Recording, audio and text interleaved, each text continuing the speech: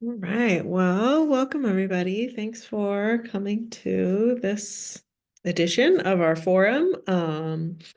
We have some actual code language to talk about. So I have a presentation that sort of summarizes the memo and some of the aspects of the code. If there's a time that it makes more sense to switch over to the actual code language and look at it together, we can do that. But I thought we'd start a little bit more high level, talk about some concepts. You're also all welcome to send comments specific on the code or anything else in email after the meeting. So just there are more ways to discuss this than just, well, there are multiple ways to discuss this is my point. So thanks again for being here. It's just not a meeting without a PowerPoint. So let's see what we can do here. Great. So again, welcome all. We are at our fifth forum. We had last time we met was in December, and we had some code concepts. And so we have moved forward and turned those into draft code over the past couple months. So I guess this is our welcome, and project updates are really I guess two pieces I would highlight, and I'd let Jose jump in here, put him on the spot if he does have something else to add, just that the 2025 comp plan updates continue. We are continuing with this code in parallel with that to make sure that the full housing capacity and other strategies are realized, and also that there are some housekeeping amendments that address some biannual code updates that include one of the housekeeping pieces. So that is also underway right now. But the main part of our agenda is talking about the draft code across the low density, the medium and high density zones, which includes some discussion about the amenity areas, the off-street parking minimums, and some changes to the mixed-use zones. So, Jose, did you want to say anything else about project updates?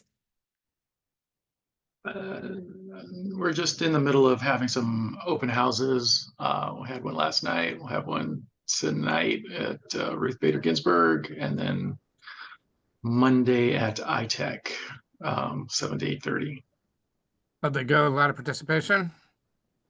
We were in Richfield last night. I think we had 44 people, which was much better than the last time we were there. So yeah. Any major takeaways? Not yet. Yeah. A lot of interest. A lot of interest in this topic. Sure. So more of a presentation, not really. People weren't speaking. No, it was just an open house for people to find out about the alternatives and how they can participate and give us feedback on those alternatives. All right. Thanks, Jose. Yeah, you too could be at the open house tonight or next week. All right. So we have sort of 5 main topics. I'll try to keep some eye on time so that we can get through this, but I also know you all are a well-experienced group with it's very good at providing feedback, and we are here for getting your detailed feedback today. That's our main goal. So hopefully just a minor item here talking about the housekeeping updates to the low density zones, right? With that major package of middle housing code updates, a lot of changes and just learning a couple things as has gotten implemented. So the first piece was some clarification to how townhouses are permitted, right? And this has been raised a few times here, that it's the intent of the code limitation is to allow 4 per structure outright, not 4 per project, which was one very literal reading of the language. So that is going forward as part of the biannual code updates to clarify that. But a piece that's being proposed with this package of code updates, looking at some recent development trends, and the housing capacity that the county is trying to provide with this 2025 comp plan. Notice that one piece we did not address in those middle housing code updates was some of the minimum densities, which is also controlled by the maximum average lot area. And so seeing the opportunity to increase those to ensure more efficient development patterns in all of those R1 zones. And so the proposed standards are shown here. So it's really about bringing up those minimum densities and bringing down the maximum average lot area. So that it's there's a tighter density range. So thinking about that, any other code cleanups or clarifications? You all are working with this, many of you are working with this day to day more than I am. So anything else that you'd like us to flag for these updates? I had a few just general notes. One is with the compact lots versus townhomes. Uh-huh. And there's a 10-foot perimeter setback for compact lots, but Okay. it doesn't apply in townhomes. And townhomes is arguably a more intensive use than compact lots. So should we really have that 10-foot perimeter setback on compact lots if we don't have it for townhouses? Yeah, I can hear what you're pointing to. At another note, but I'm not sure exactly. I had a reference at 40.260.225, the triplex quadplex example. Somewhere in the figure it shows detached. And I don't have it in front of me, but I just had a note of it. So it might be Okay. something to look at. Yeah, we can definitely. I think that we were using some examples from Oregon code at that point, and then Washington has really done their middle housing model code and some other resources. So I bet that there are more examples, or we could draw our own figures at this point. And then I did have something about Highway 99 standards for townhouses and plexes are too restrictive. So it actually it doesn't line up with the new code for middle housing. Yeah. But if you did detached, it works great. So we probably need to fix the Highway 99 standards to actually match the new code. Yeah, thanks, Eric, actually, for pointing that out. That's one of those additional pieces of this package that is on the back burner, but I did not note in the code or in the memo, is that part of this package of amendments will include striking those standards in the Highway 99. And just like the Highway 99 standards were updated to use the ADU standards in the county code and the cottage housing standards in the county code, the direction is that the townhouse and the other middle housing standards in Highway 99 would just be sort of whited out and say, C section of code to rely on those standards now that the county code has standards for them. So that will also be happening in the background. Okay, sorry, just trying to make notes and talk, but I know that I can catch up on notes later. All right, next topic, we move over to the R and the OR zones for the medium and high density. So this is really where the focus of our attention is with this batch of updates. So a lot of changes here that you'll see in the draft, starting with consolidating and renaming the zoning districts, going from 5 to 3, based on some of the other changes that are proposed. There wasn't a lot of utility in keeping the separate districts because there wasn't much distinction between them. Within those, focusing the permitted uses on multifamily types to meet those housing capacity needs that the county has to meet with the 2025 comp plan. Another piece of getting to that capacity that's needed is increasing the minimum and maximum densities. We had talked about some different bonuses or structures for affordable housing.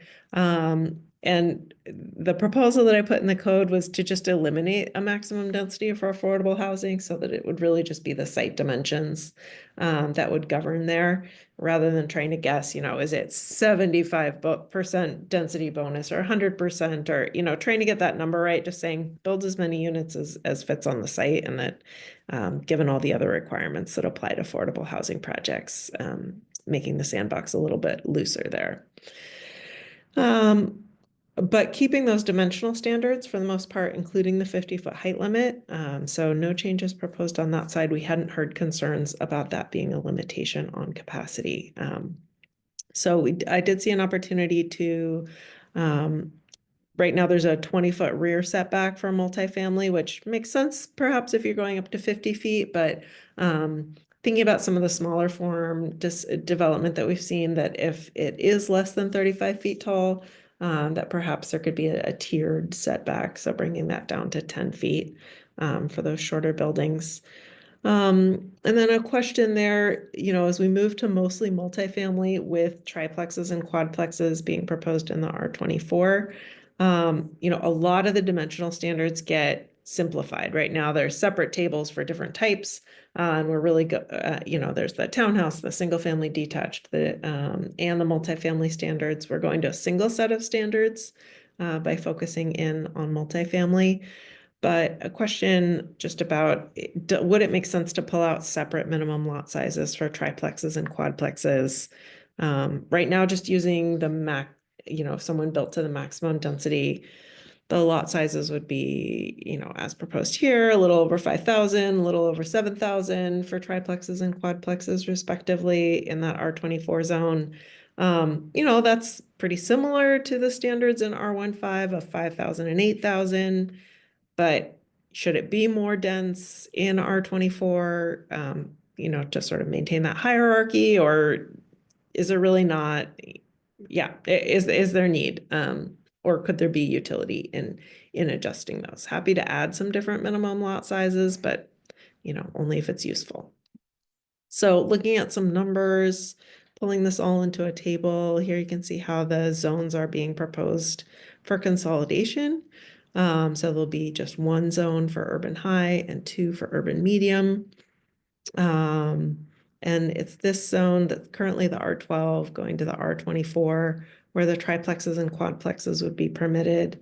The idea, being, one, not consolidating this zone with other zones, and also having a little more flexibility here is that this is the zone that might be adjacent to some R1 types, parcels and properties. And so could be useful to have a little bit more flexibility there and to not go, into the higher end of that density range. So that's what we're looking for in these numbers as a proposal. Happy to come back to this, but looking for your feedback and discussion, about that question around triplexes and quadplexes in the R24, those lot sizes.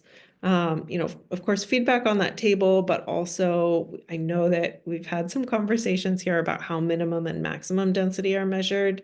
And if that's a piece of it that you see there's opportunities to revise as we're looking at these new density ranges, then I'd love to make that part of the discussion. So I'll open it up. And just go ahead, Derek. So we talked before about increasing the maximums, but there's some unintended consequences of raising the minimums too much because you have special situations where those really come into play. Small lots, especially areas where you have I'm just gonna use an example like a protected oak tree. You gotta maintain that. That's not in a tract. It's not really a critical area buffer. It's just something you have to maintain. All of a sudden you can't get it. And there's special situations where that comes up and we don't even know what they're going to be yet sometimes. So if we're looking at trying to increase flexibility, we shouldn't decrease flexibility by increasing the minimums. Usually the market takes care of that. The best and highest use usually is where the demand is. So if you have a situation where you can't get a cost-effective product out of it, it's just going to sit there vacant and we're not going to achieve our goals. So I would really highly advise on not changing the minimum and kind of leave it as flexible as possible. Yeah, thanks, Eric. Other feedback? And I can't see. Go ahead, Phil. Go ahead, Phil. Yep. Well, I don't know if this relates to density or not. Can you hear me? Yes. Okay. It's sort of related to density, but in the R24 zone, in the use table, triplexes and quadplexes are allowed. I assume that means on individual tax lots. So you can build a townhome style unit. But townhomes are prohibited. So you can't build platted townhomes. So what's the thinking? That the product type is allowed in the zone, but basically only if it's for rent. You can't have home ownership opportunities in townhomes. Is that the thinking? Yeah, that is part of the thinking, Phil, and that to correlate with the housing types that are I don't know, Jose, if you would use the word documented or referenced, or, we've got these income bands that have to be met and a certain number of housing units in each income band. And, townhomes for sale fall into a higher income band, and the capacity that the county's trying to provide in these zones is in some of the lower income bands where, it might look like a townhouse, but I think, Jose, the thinking is that if it were a triplex or quadplex product for rent, that it could be, that it would meet the income bands we're trying to meet. Correct. Thank you. Let's go to Daniel, and then to Eric. Well, I want to talk about the just exactly what Phil brought up, and the expectation that meets only the lower, if we have rentals, we're trying to get rentals in there. The thing that hasn't occurred to date is that we're allowing very, very small width lots within our townhouses. Within the city of Vancouver, I'm designing some product that's 16-foot wide. I'm pretty sure that the Gig Group's also developed stuff at 15-foot wide. I know that there's been some rentals that were developed at 18-foot wide. And I talked to the gentleman that did it, and if he put those on the market right now, he'd be about $350 for home ownership, which I believe is even at today's market rates, FHA requirement, FHA, you would be below your 80% AMI for a family of 4. So when we exclude the ability to do townhouses in these R24, we're going to exclude that entry level step for some people to be able to get into home ownership. And I think that that's a very poor policy decision that the county should pursue. Yeah, thanks for those examples. Eric, go ahead.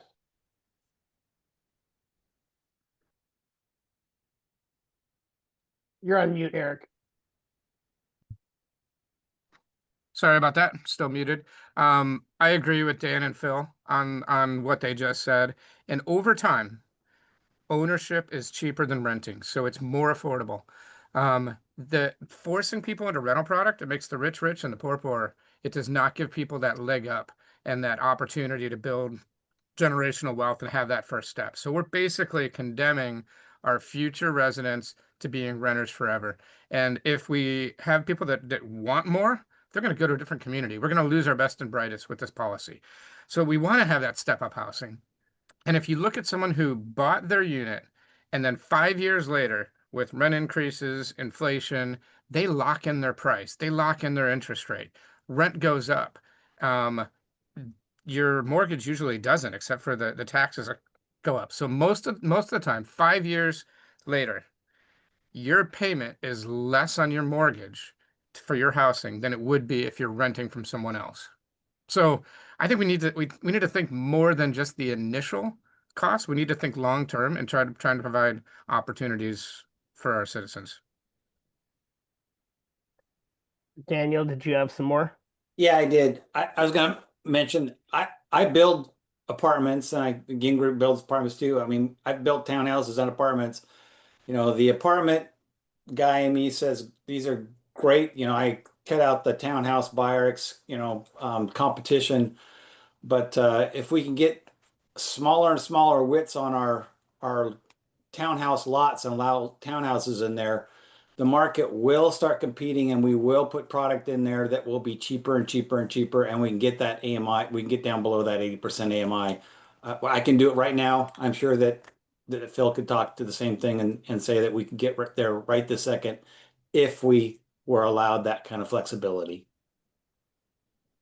Brian. We can meet the county, goals while also still allowing for some home ownership in that lower price point. Thank you. Brian?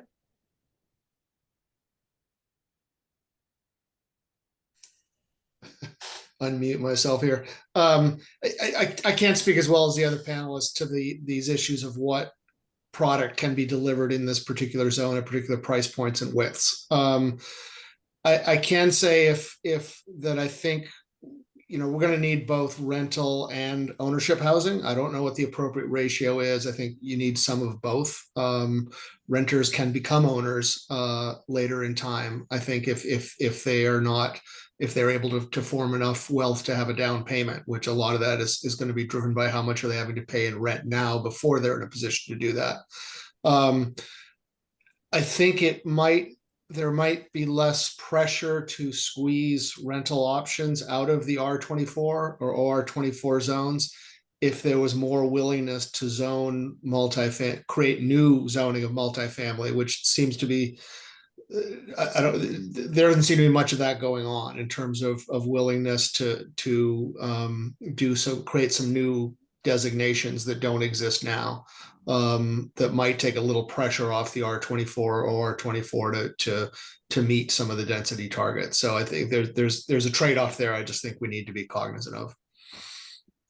Thank you, Brian. There's no other hands up. Jose, did you have any reflections to share on what we heard, or if not, we can move on to Ron. I just wanted to give you that opportunity. Yeah, I just wanted to jump in since we're getting ready to move to say that as far as going on the record goes, I am in complete agreement about the aspect of creating a product that could actually go either way at the time of development, whether we're targeting a rental client or whether we're looking at the aspect of home ownership. Attached walls with condo situations is still something that is viable. And I think we should have enough flexibility in what we're doing as to not actually be designing for one portion of the market exclusively. So to Dan's point and to Eric's point, if we can do that by adjusting some widths, it doesn't preclude us from anything. It just augments the idea of what we could actually get accomplished. Dan, go ahead. Yeah, I wanted to point out that the way the code is written, we can build condos within the zone. And I've done condos in the past. Unfortunately, the way that the litigation is right now in the state of Washington, condos are not really a viable option for home builders. We expect that the state will continue to work their way towards that. So by excluding townhouses, all we're doing is forcing condominiums so that when condominiums become viable again, which they probably will, that we're just going to force into more and more condominiums. So we're not going to exclude the product. We're just going to make it more difficult to do. And there's some hurdles around it. And, it reduces the viability. So it's a very short-sighted gain if we exclude townhouses. Thanks, Dan. Eric? And just real quick, another thing, just kind of built on what Dan said. I work with a lot of banks too and appraisers, and you cannot finance a project if it's the same exact housing and it is condos. If you put it on individual lots, you can get financing and you can sell it. Doing condos, they won't finance it. It won't appraise and it won't finance. So again, you're going to see product that just doesn't happen, or it's just rentals. So if the intent is to provide for flexibility, it's the same density, it's the same goal. We want to remove barriers, remove restrictions, have more flexibility. So I don't see why we'd exclude a housing type. And the legal and banking world and different rules and incentives change on the state and federal level. So we need to have a code that can be adapted to take advantage of those different incentives and trends when they come up. If I can just add on to Eric's comments related to condos, I mean, condos are a great idea, but in addition to having trouble financing them, and this relates to the financing, right? Good luck trying to find designers that are willing to participate in condo projects, engineers, general contractors. They're very difficult to insure. So just as a practical matter, they're pretty tough to deliver in Washington. All right. Thanks, everyone. Jose, you don't have to say anything. I just didn't know if we had any reflections relative to what the county's requirements are in terms of these income bands that others, some folks might not be aware of. I don't know. Yeah, and I think just going back to what we've experienced in these urban medium density zones with the allowance of townhomes and detached or attached single family, where we've seen over half of those be for sale. So that's part of the problem with trying to meet those new bans. I'm curious to see if we had a requirement for a certain threshold, meeting that 80% as a qualifying criteria, how that would be perceived. Great. Thank you. All right, Elizabeth. Yeah, great. Lively discussion. Thanks.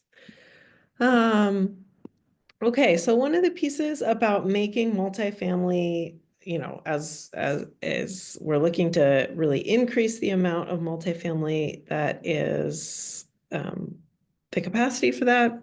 Sorry, words today. Also looking to make sure that those are quality spaces for people to live. And so one of those pieces is of course, the landscaping and the open space requirements. And sort of the overarching goal here is to provide some quality amenity spaces. They do not have to look like this little tot lot, but there's a lot of different ways to meet it. But focus on the quality without necessarily increasing the total amount of space required, so that the focus can still be on, a balance of getting those units on the ground. So there's a couple moving parts to this in the county's code. The open space standards themselves in 40.260, but also the setbacks and landscaping in the R zones. So part of the work here is about clarifying the standards for each of those categories. And I think the direction that we're trying to take is decreasing the overlaps so that it's clear which fits in which bucket, but keeping them all together, adding up to be a similar amount to the current standards or less. And then I guess I would just say that, speaking of sandboxes and playgrounds and whatnot, pick your metaphor. I think we really have some flexibility here to build our own sandbox and put it together the way that we think makes the most sense for the kinds of housing types we're seeing in Clark County, the type of needs that we want to meet, the type of housing experiences that we want to provide for future residents. But, in researching across cities, I would, my only conclusion is that there is no conclusion. There is no universal best practices here. There's just such a wide variety of standards. So I think that just means that we have the opportunity to come up with the standards that make the most sense for the Clark County. So in taking a shot at this and based on some of our previous discussions, the initial direction is looking at, first of all, decreasing the landscaping area that's required on these properties. Right now it's 20% of the site, but there's an opportunity that if amenity, well, this is perhaps changed over times, but there's discussion about, could amenity areas or setbacks that are also landscaped to that L1 count towards that 20%? So rather than encouraging more areas to be counted in the same bucket, the idea here was to tease them apart so that there isn't necessarily the incentive to make everything L1 just to fit it within that 20%. So that instead it's 15% of the site as L1 and then shift towards something like 5% of the site being devoted to amenity areas and really focus on improvements within those amenity areas that go beyond the L1 standards. But that there's a little bit of break down from 20% to 15% at the same time as that shift. And then looking at the amenity area itself, thinking sort of ballpark somewhere around 5% of the total site, moving away from a per unit requirement, which was identified in the HOSAP as a barrier to higher development or higher density development, given that, it keeps adding up the more units you put on and they kind of squeeze each other out. So moving to some kind of overall site percentage, and, you know, again, no universal best practices on this. So a couple options that we could use. One would be 5% of the developable site area, or 10% of, well, there's two ways. Right now, let's see, it's the Highway 99 standards use 10% of the residential floor area. You know, it does seem seems like correlating it to residential floor area makes sense, but I'd be interested in your feedback if that's something that's known at the time of plan submittal, or if using gross floor area, even though it's a slightly larger number, just is an easier number to measure at the time of plan submittal. So, but basically a percentage of site area or a percentage of floor area, and that 5 to 10% is where we're looking, but would love to get some feedback from you all. And then another piece of the current requirements is a mandatory private open space for ground floor units. That's 48 square feet. It's not a huge number, but the proposal would be to make those all optional, and that if there are private patios or balconies, if that makes sense for a given site, those private spaces can count towards up to 50% of this amenity requirement. But they're not necessarily required. And I think we had some discussions internally about, you know, is there real value in requiring this for each ground floor unit? You know, maybe something like, you know, ADA spaces, that these can be more accessible because they're directly adjacent to the units.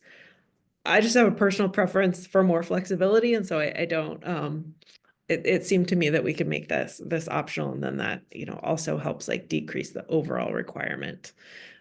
Adding it all up. And then the last piece to put it all together is focusing in on, okay, once you've decided how much that outdoor amenity space, the common amenity space is, maybe some of it's used for private spaces, but what are the improvement requirements within those amenity areas, so that they can really deliver on the amenity aspect and not just, you know, a differently marked L1 landscaped area with some grass and trees. So borrowed from, you know, again, variety of jurisdictions, inspiration here, as well as, you know, on the dimensions side, some of that piece I took from the cottage housing standards. You know, I know these are a different scale, but still sort of creates some base minimums in terms of what size these outdoor amenity spaces would have to be, what the improvements would have to be within those areas, and also allowing, you know, if there are indoor areas, that those can count towards part of this requirement. You know, something like a clubhouse or a pool or sauna or something like that. All those could count. I'm assuming that those are more expensive to provide, and so the incentive, you know, that there isn't a lot of pressure with someone trying to provide all of it as indoor spaces. So that's, you know, why I came up with the 25%.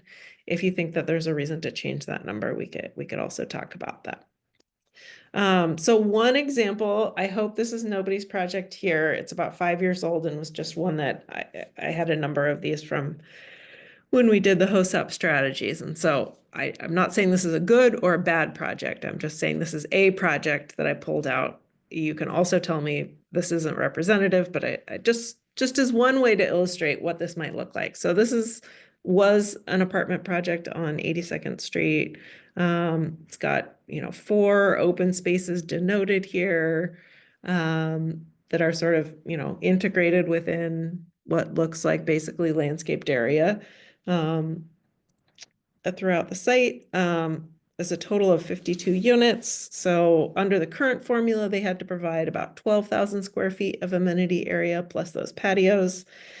And the 2 different ratios that we were talking about, if it's 5% of the developable site area, it's about a little over 4,000. You know, they're exceeding that here.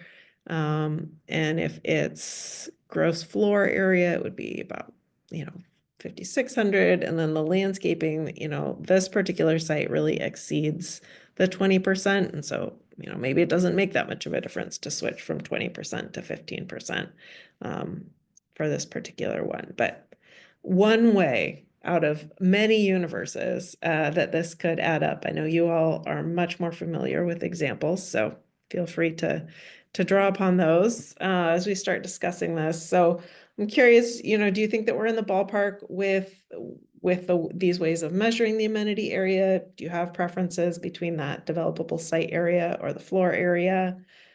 How do you feel about ground floor patios? And then what other, refinements do you have to those improvement standards? You saw the list of things, and the requirement for a certain number of those amenities based on the size. And then, zooming out a little bit, bigger pictures, like, do you think that together that this shift towards amenity spaces and away from, just site landscaping can help support livability and site design, or are there other things that you'd like to see considered and reflected in these standards? Eric.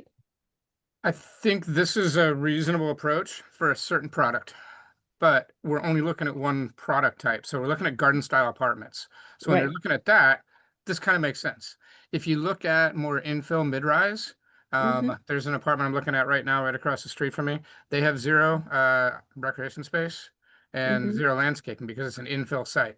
It is basically a city block and it's all building and a parking lot, and that's pretty much it. In that area, kind of the Uptown Village area, the amenities are provided by other parks and outdoor spaces. You look at the waterfront development in Vancouver, it would not meet these standards.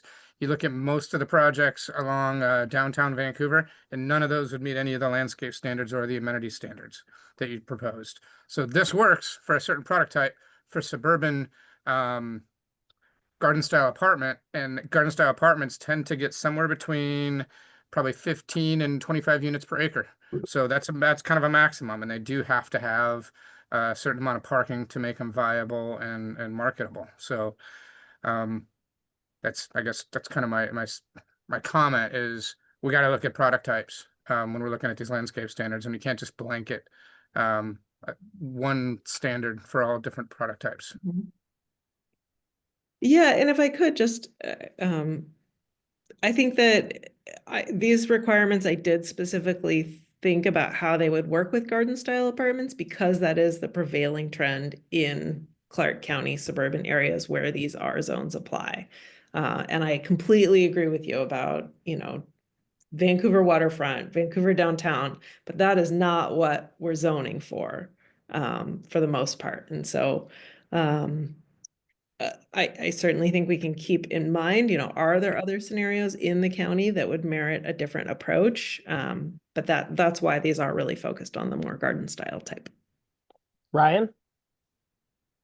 Yeah, Eric kind of jumped on my thoughts as well, as that, yeah, there are lots of projects where the building is essentially 100% of the developable area on the site.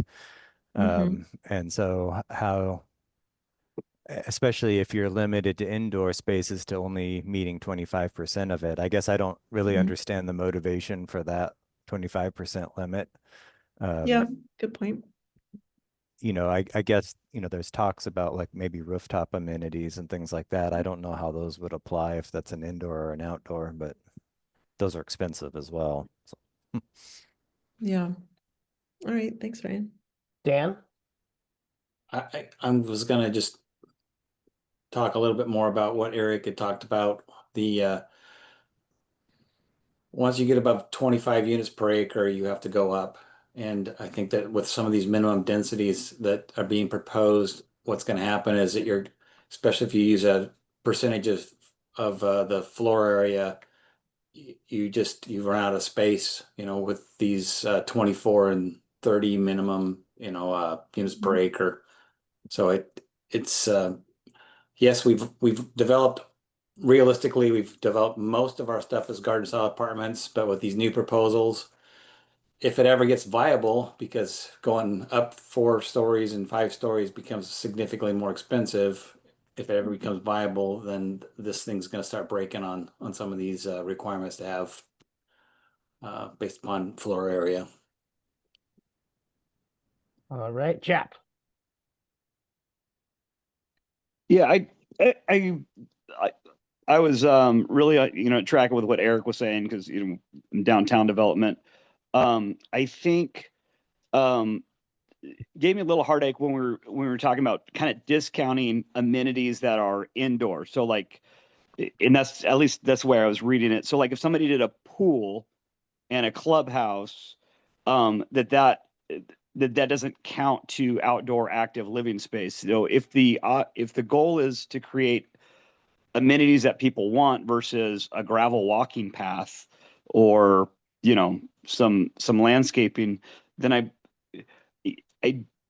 you know, like, especially as we get to higher densities, like some of it just makes more sense to create indoor amenities versus outdoor amenities. I wouldn't want to see people penalized, you know, developers penalized for creating, you know, usable amenities versus just open space. Mhm. So, Thanks, Jack. Go ahead, Phil. Thank you. I'll share an opinion here that probably won't be very popular, but I'll say it. Eric and Dan focused on product type and how these standards would interplay with product type. I think it's also important to consider, target market and how you finance these projects. Additional amenities take space. They take money to build and install. They take money to maintain, both in people and in actual costs. So it's not just product type, but it's also what segment of the market are you trying to reach? What's the base rent that you can afford, in the area or what's the base rent you can reasonably underwrite in the area where you're developing? So, I mean, the underwriting for these projects and the target market is important as well. So it's not just product type of garden style. It's also, who are you trying to rent to? What rents will you be able to charge, to support the project? And then the other dimension is just the parking and how critical parking is, again, depending on location. In Clark County, and particularly, urban Clark County outside of the city, our experience is that if we park, it depends on the unit mix. Again, there's so many variables here with these multifamily projects. Do you have a bunch of 1 bedrooms? Do you have a bunch of 2 bedrooms? Do you have a 1, 2, and 3 bedroom equal mix? But, if you park these things at much less than, 2 parking spaces per unit, or, even way, less than 1.8, it's going to be really tough to get and maintain residents, because they're going to get there and, typically every apartment unit has a couple of cars. And if you underpark them, those people, they might come in for an initial year lease, but you're going to have a property with high turnover, lower rents. So my only point is that it's a complicated formula, not only on product type, but also on the demographic that you're trying to reach and trying to serve with housing products. All right, that's all the hands. Oh, there's Ron. I wasn't really going to say anything, but Phil just brought this up and I need to try and understand. Phil, are you referring to the idea of trading the outdoor amenity for the aspect of more ample parking as a higher need for the residents? Was that your point? No, my point was just that it's not just product type. Every single project, depending on its location and its economics, is going to underwrite a little bit differently. And for whoever's going to undertake that investment, try to find the lender or investors to do the project, they're going to have to find a balance of site amenities, product type, amount of parking. It's a complicated formula. And if we put a blanket requirement, for, a significant number of amenities, right?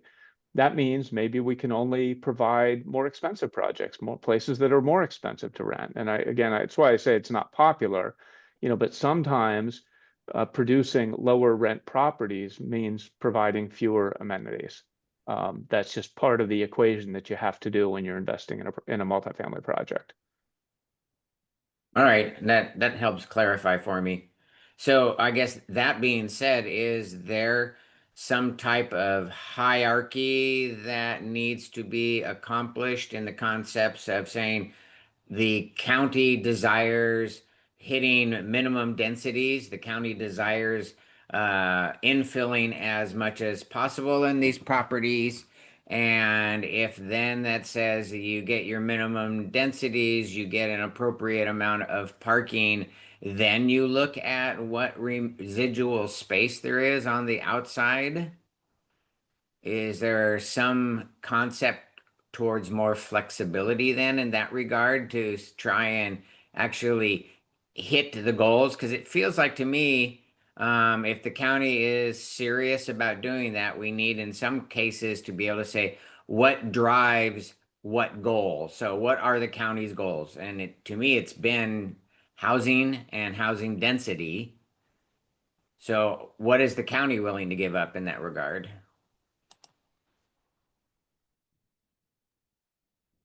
Dan. I just wanted to reinforce the point that Phil was making. I know that looking at and trying to write up some of my projects recently, I've looked at CoStar to figure out where the rents are.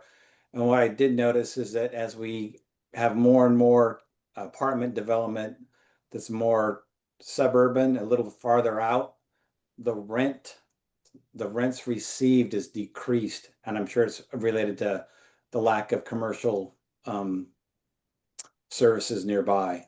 So that's also need to be consideration and for all this different stuff, because we're going to need more flexibility to have lower rents as we develop some of these proposed properties that are farther out to actually make them underwrite and work. Otherwise, as Eric pointed out to start with, we're just going to end up with vacant land that's going to sit there for quite some time. Thank you, everyone. I think that's it, Elizabeth. Yeah, I mean, I guess I just want to pause and reflect on, we're talking a lot about these particular open space requirements, as a portion of this. To me, I feel like the elephant in the room is the 20% site landscaping that's currently required. That seems like a much bigger ask than, say, 5% of the site area as amenity area.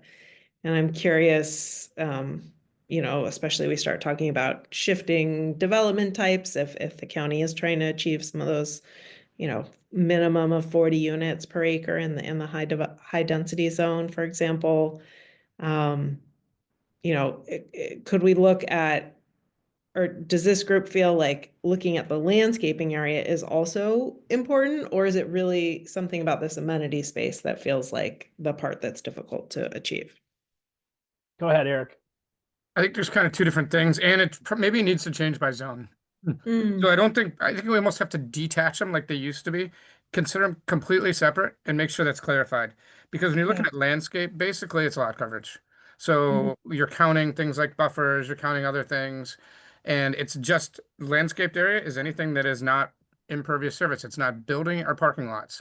So in certain zones, you'd have a certain amount of landscape space versus regular.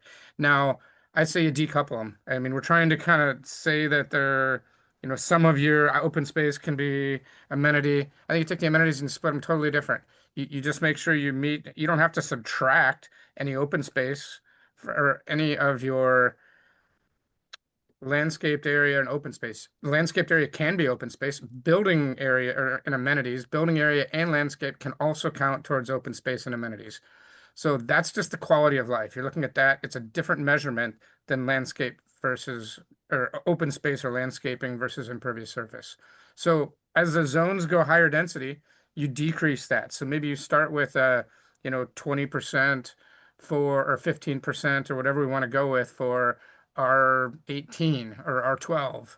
And I know you talked about getting rid of R18, R12, whatever that new zone is. But then when you go up to R30, R43, you might have zero required landscape because you're not going to be able to fit that and still get that kind of density and make it cost effective. And then your amenities, I think you just decouple them totally and you don't say where they're going to be. That's a quality of living and it changes by the market and by the product and where it's located. When you're at the waterfront, you don't really need to have a park in your apartment structure because you've got parks across the street. You've got parks as part of the development. What would be nice is maybe a pool or a meeting room or a game room or something that provides more benefit in that situation. So let's be less restrictive. Let's just think of landscape space as an open space as or landscape is not impervious. That's basically lot coverage. And then open space amenity is quality of life. And you can do it however you like.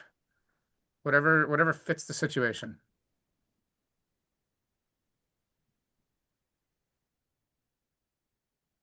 Thanks, Eric. No other hands up at this time, Elizabeth. Right. Yeah, it's good conversation thinking about not just designing for the projects that the county has historically seen, but the kinds of projects that the county does want to see. Okay, well, we've talked about it some already. The multifamily parking. On paper, this is very straightforward because statewide parking reforms were passed this year that really changed the discussion.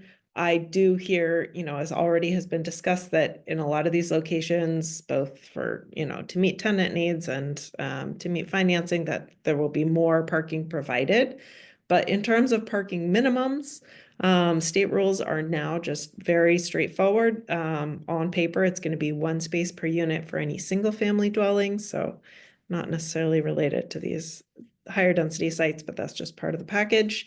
And then 1/2 a space per unit for multifamily dwellings, and no minimums at all for units under 1,200 square feet, affordable housing and senior housing. So that's pretty much all multifamily, I would assume, is under that 1,200 square feet. So really, parking is going to be at the discretion for individual sites, and location, financing, all those other terms is really the direction that it's going to head. So any questions about that? That just passed this year in the legislature. Not really. You just need to make sure you set your densities so you could still provide the parking that the market demands, regardless of what's required. So we Meaning were minimums, right? Yeah, well, if you have something where your development, because of the densities, you can't get parking in there without building a Yeah. parking structure, and then it puts it out of price of affordable housing. To get financing, we work with a lot of multifamily builders, and they need at least 1.5, and they prefer 1.8 stalls per multifamily unit.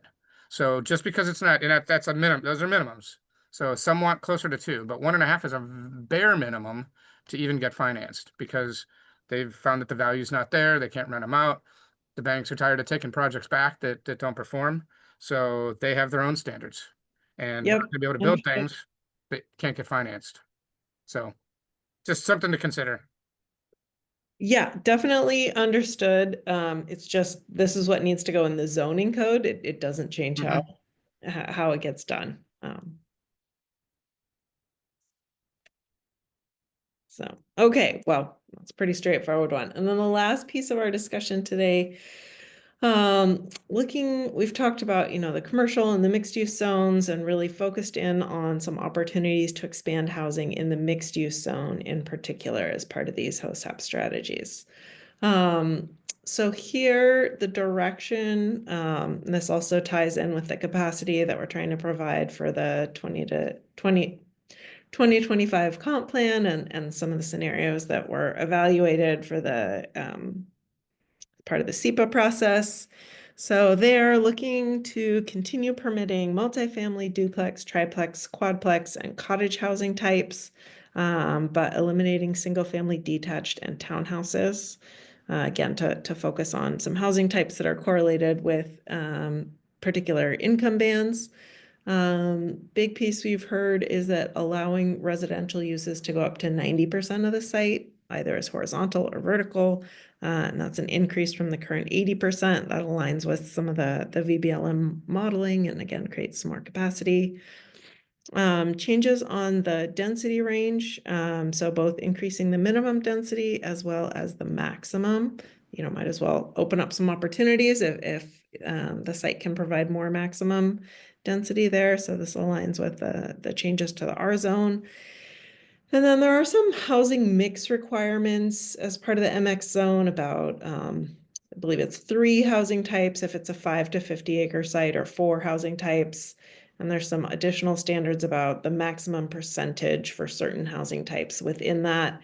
So if there are fewer housing types permitted, I guess I'm curious to think, how could that be changed, both the percentages for individual ones as well as the number of types, so that, we're not creating, impossible to meet requirements, or requirements where you're adding, one duplex just for the sake of checking a box. I don't see a lot of value in that. So similar to what we were talking about earlier for the Highway 99, that there's the appendix of the design standards for the MX zone. So there will also be, some changes within that PDF, essentially striking out some provisions to create consistency with whatever we change in the base zone here.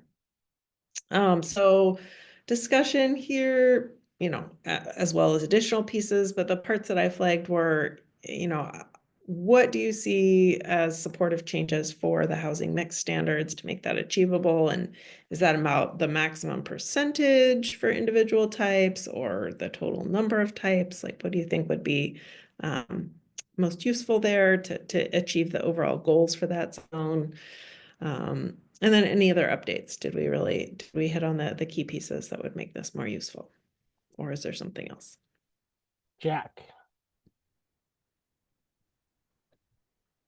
Yeah, so I was curious to like how you do you're allowing, maybe go back one slide, you're allowing a quadplex but not townhomes.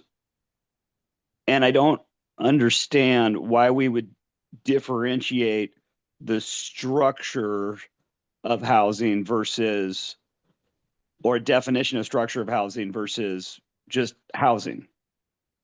If that makes sense. So I mean, I'm always an advocate for, I don't think, I'm a huge advocate for detached multifamily housing instead of making everybody have common walls, and just let fire codes do the separation. If we want to have 2 foot or 3 foot separation, we could do that under the fire codes. But I didn't understand like why you would you're really starting to try to limit or create, it's confusing me. So I don't know, maybe you can kind of clarify that. Yeah, thanks, Jack. I think, as we talked about in the R zones, it's the direction, percolating through the state and to meet those comp plan requirements is really about differentiating housing types by how they create capacity for income bands. And so the direction that I received, and I, am not working at Commerce or anything, but that they, and Jose fill in some details here, but that townhouses aren't necessarily correlated with the income band where the county is trying to add more capacity. And I think to your point, like, it does look similar, and does that make sense that that's how the state's classified some things? But that is the driving rationale. Jose, before we go on, did you have anything to add? Oh. Yeah, no, I think that's kind of sort of the direction we got from Commerce on those housing types. So that's what we're looking at. Okay, Phil. Thank you.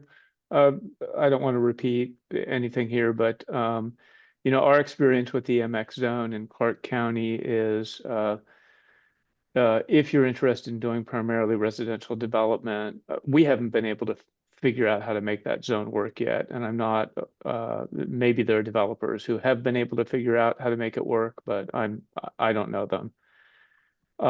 I can tell you that the formula we're usually trying to solve when we're looking at an MX zone is to maximize right now the 30% of detached housing that is allowed, to see whether or not we can get that portion of the project to financially carry the remainder of the project. And that's a function not only, and I have a couple more things to say, but that's partially a function of, if you look at where the MX zones, the sizable pieces of MX zoning are in Clark County, they're pretty suburban, verging on rural locations. Not somewhere where somebody's going to go, stick up, an elevator served building, or even a high density garden style. It's going to be tough to find that investment. So, eliminating those housing types, the very housing types that give any chance whatsoever of the mixed use zone working, it might on paper meet the intent of the Department of Commerce, but as a practical matter, what it's probably going to do is cause lands that are zoned MX to sit vacant until the zoning code is changed again. One of the other really big problems is in the mixed use zone, it is the design standards. And it's not just the design standards, but the subjectivity with which they are applied through the development review process. Thank you, Phil. Ron.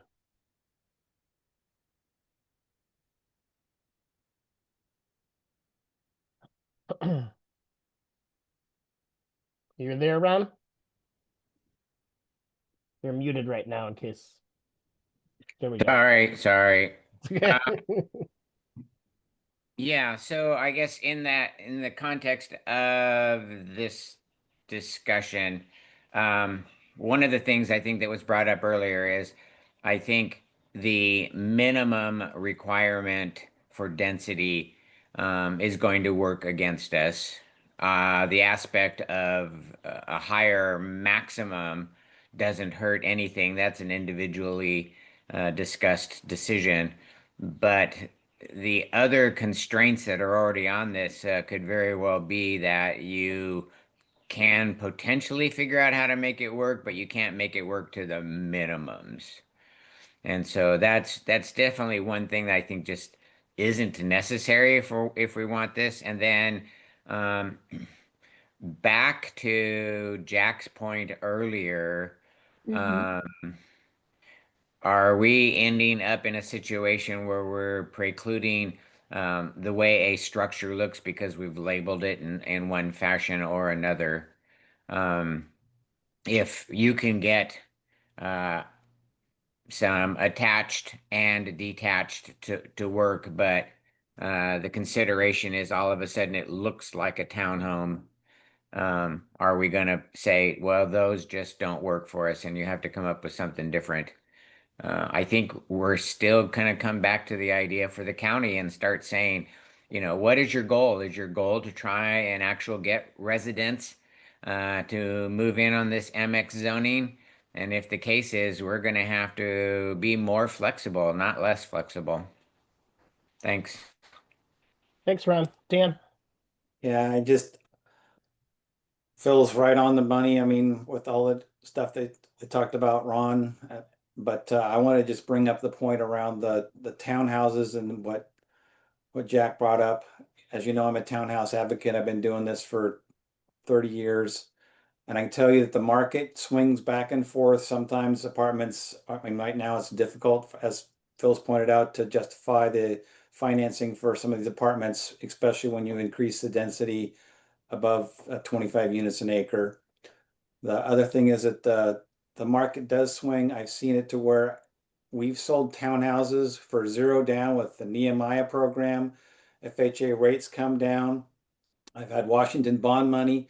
So to be able to say that, the Commerce Department say that townhouses, especially townhouses that we can create if we go to a more lenient minimum width, means that we can create townhouses and marketability for home ownership if we allow townhouses in these kind of zones.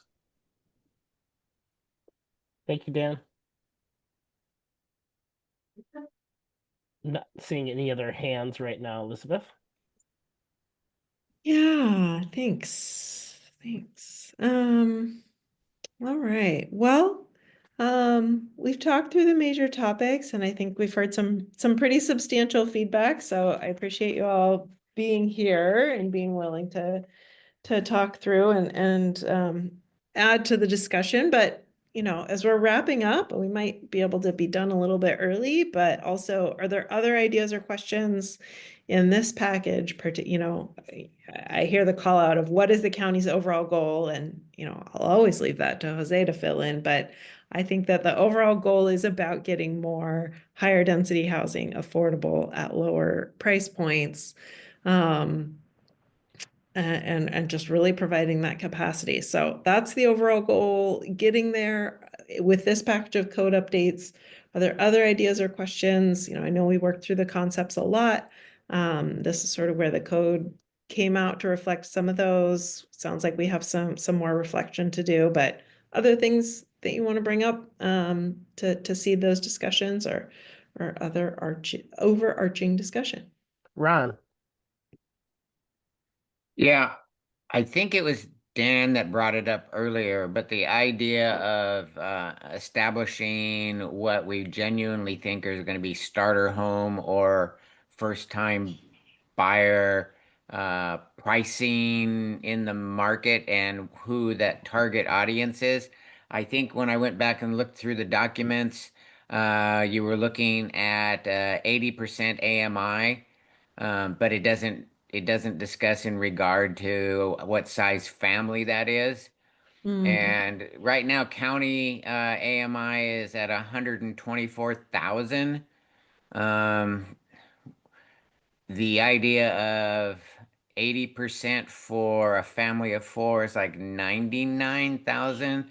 And when we have been looking at the idea of trying to put housing on the market close to the 385 to 400,000 range, we're really seeing for people to qualify, they've got to be well into that 90 to 100,000 market pricing as far as what their salary range is. So I think for what we have written down, maybe it would be more appropriate to be looking at the idea of saying when we want home ownership, as the starter homes, we need to be more specific, I think, about what we're really targeting, because I think we're going to end up being labeling it as a product that nobody can afford to build at that level without subsidy.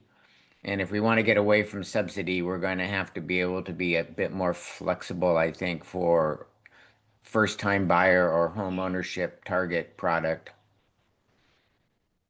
Thanks. Thank you, Ron. Anybody else with additional questions or observations or comments before we wrap up? Phil? I'll just make one final comment. I mean, it's overarching. I think I understand what the county is trying to accomplish with the direction from Commerce. I can tell you that my perspective, and I think the perspective of most folks here at Ginn Group, is we're extremely discouraged by the direction the county is going. We think it's inconsistent with the direction that Clark County citizens want, with expanded opportunities for home ownership. We don't think that the strategy is represented here in these proposed code changes.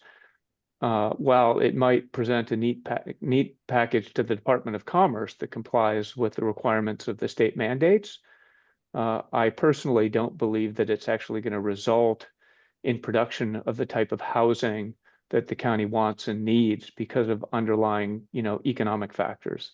So, that doesn't really help much in the context of what you're trying to accomplish on the timeline you're trying to accomplish, but it's pretty discouraging. I don't see what's happening as, leading to any great outcomes for Clark County.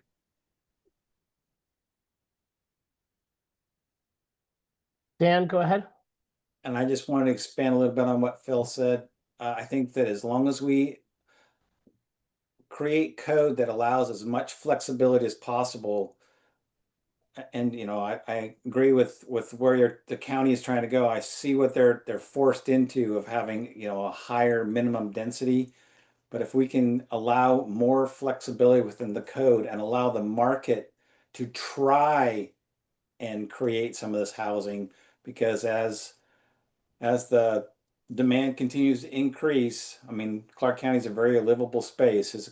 As the demand continues to increase, the supply is constrained because of what we've just talked about, that there will be some options if we keep flexibility within the code to allow the developers and builders to attempt to meet those demands.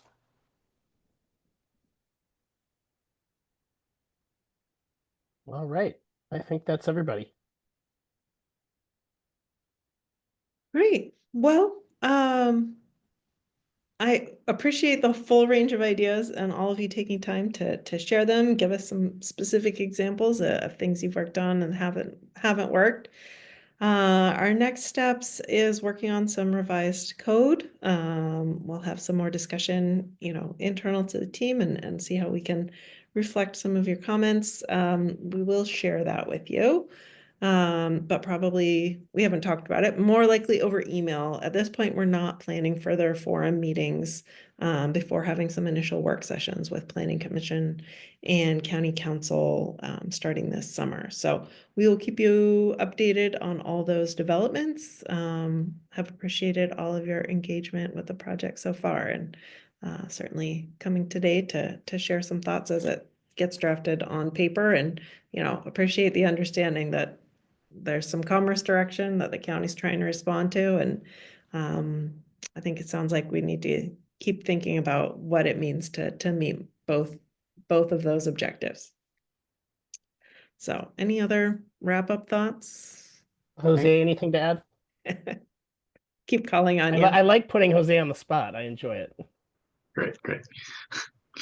No, I appreciate the feedback and understand I know the market changes, and we're trying to, like Elizabeth said, provide the range of housing beyond what we have in the past, and to try to meet those objectives again below that 80%. And that's where most of the demand is, and so the amount of land that we have that's available to accommodate that population is limited.